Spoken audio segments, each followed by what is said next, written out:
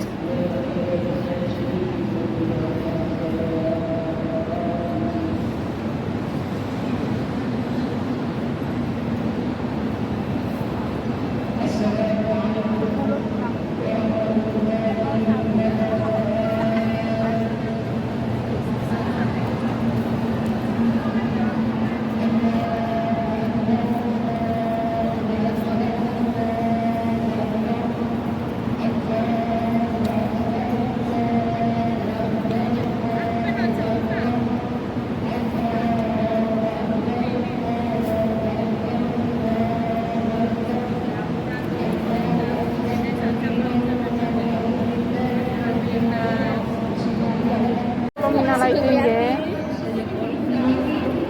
Minal aidin. Minal aidin. Minal aidin. Mbak, Dek. Minal aidin wal faizin, minal aidin. Minal aidin. Isi apa lulu. Ini ya, kita mau pulang karena waktunya sudah habis. Sudah sampai jam 10. Ini bubar semua. Bubar semua ya. Karena kita izinnya cuma sampai jam 10. Kita izinnya sampai jam 10.